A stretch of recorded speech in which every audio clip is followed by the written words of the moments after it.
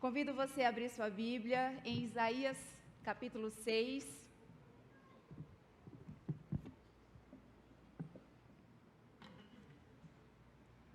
Isaías capítulo 6. Tem alguém aqui que não está passando por nenhuma dificuldade, por nenhuma crise? Então tá bom. Se tivesse, a gente vai conversar um pouco para ver, né? Como é que a gente não consegue passar por crise, né, Gi? Isaías 6, do versículo 1 até o versículo 9. Todos acharam? Alguém aí não tem Bíblia, quer companhia? Encoste aí em alguém que pode ter Bíblia e você pode ler junto com a gente. Isaías 6, 1 a 9, diz assim: No ano em que o rei Uzias morreu, eu vi o Senhor assentado num trono alto e exaltado, e a aba de sua veste enchia o templo. Acima dele estavam serafins. Cada um deles tinha 6 asas, com 2 cobriam o rosto, com 2 cobriam os pés e com 2 voavam. E proclamavam uns aos outros: Santo, Santo, Santo é o Senhor dos exércitos, e a terra inteira está cheia da sua glória. Ao som das suas vozes, os batentes das portas tremeram, e o templo ficou cheio de fumaça. Então gritei: ai de mim, estou perdido, pois sou um homem de lábios impuros e vivo no meio de um povo de lábios impuros. Os meus olhos viram o Rei, o Senhor dos exércitos. Logo um dos serafins voou até mim, trazendo uma brasa viva que havia tirado do altar com uma tenaz. Com ela tocou a minha boca e disse: veja, isso tocou os seus lábios, por isso a sua culpa será removida e o seu pecado será perdoado. Então ouvi a voz do Senhor conclamando: quem enviarei? Quem irá por nós? E eu respondi: eis-me aqui, envia-me. Ele disse: vá e diga a este povo: estejam sempre ouvindo, mas nunca entendam, estejam sempre vendo e jamais percebam. Fecha os seus olhos onde você está. Senhor, que a tua palavra continue sendo ministrada em nossos corações, assim como ela já vem falando conosco desde o início do culto, ó Pai, e que ela possa encontrar abrigo nas nossas vidas, que o nosso coração seja um coração fértil, seja um coração receptivo para a tua palavra nessa noite, e que ela venha nos transformar a cada dia, Pai, em nome de Jesus. Amém. Amém? Esse é um texto muito falado em cultos de missões, de obras missionárias, da missão da igreja, mas ao me deparar diante desse texto, eu vi uma pessoa que entrou em crise por conta de uma situação na sua vida. Isaías, ele perdeu, o rei do seu reinado. Alguns acreditam que também ele era dessa família real. E nesse momento ele esteve em crise, ele esteve abalado. E nesse momento também algumas coisas aconteceram com ele, porque ele tomou algumas decisões.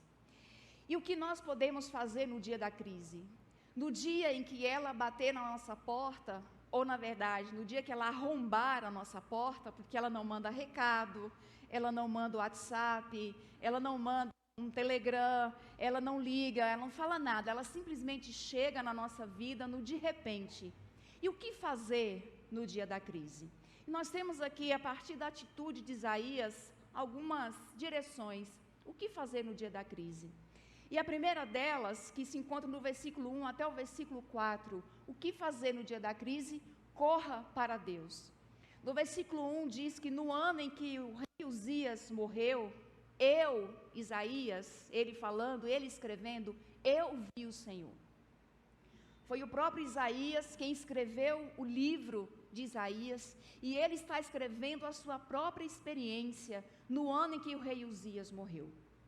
O rei Uzias, conforme 2 Crônicas 26, foi um rei muito poderoso, muito famoso, mas muito famoso.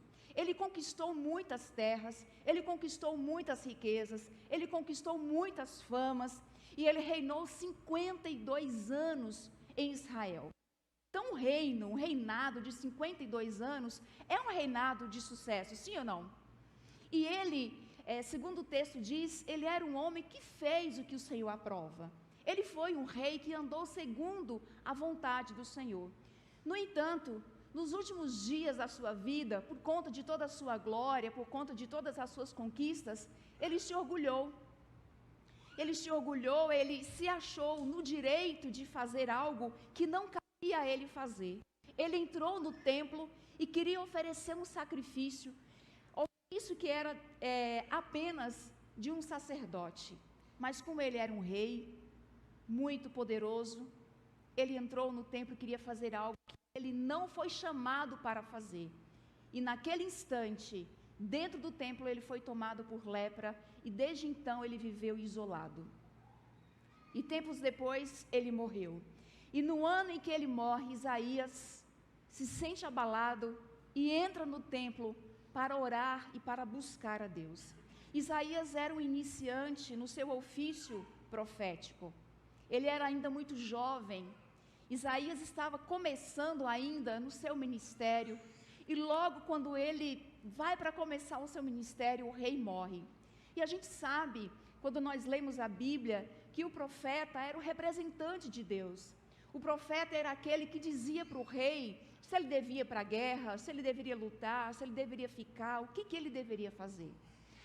Isaías não tinha noção, provavelmente, de como seria o rei seguinte. Então, ele provavelmente fica com medo, ele fica inseguro, mas nesta crise, ele corre para Deus. Ele vai buscar o Senhor. No dia em que o chão de Isaías balançou, ele foi ao templo buscar o Senhor. Essa é a primeira atitude que nós devemos ter no dia da crise. No dia da crise, corramos para o Senhor. Porque no dia da crise, o rei morreu, a corrupção estava tomando conta de Israel. Eles não sabiam como é que seria o próximo reinado. Mas quando ele entra no templo, ele tem uma visão da completa e perfeita organização celestial. A terra poderia estar um caos, mas o céu estava em perfeita harmonia. O rei havia morrido, mas o rei dos reis estava sentado em seu trono. No céu não perde-se o controle, porque Deus tem o controle de todas as coisas. Por isso que no dia da crise, nós devemos correr para Deus, assim como fez Isaías. E quando ele chega no templo, ele tem uma visão do Deus assentado no trono, alto e exaltado. E os anjos, os serafins, proclamando a santidade desse Deus. É lindo esse texto, porque no dia da crise, Isaías, ele tem uma visão da glória de Deus. Ele tem uma visão da santidade de Deus. Ele tem um impacto com essa presença de Deus. Mas porque no dia da crise, a atitude dele foi correr para Deus. Assim como Pedro disse para o Senhor Jesus com a pergunta: Pedro, ou seus discípulos, vocês também vão me deixar? E a resposta de Pedro é: Senhor, a gente não tem para onde ir. Só o Senhor tem palavras de vida eterna. Para onde mais nós poderemos ir? Então, meu querido e minha querida, no dia da crise, corramos para Deus. Corramos para Deus, porque a crise pode estabilizar a nossa fé. A crise estabiliza a nossa fé quando nós corremos para Deus. A crise, ela pode trazer a oportunidade de crescimento, de maturidade espiritual. Porque não há como crescer na zona de conforto. Sabe, às vezes a gente quer crescer, a gente quer conquistar novas coisas na nossa vida. Então Deus abre novas portas, Deus nos dá novas oportunidades. Essas novas oportunidades vêm novos problemas, vêm problemas maiores, porque é assim que nós crescemos, é assim que nós avançamos a cada dia. Então não há crescimento na zona de conforto e muito menos no conforto espiritual.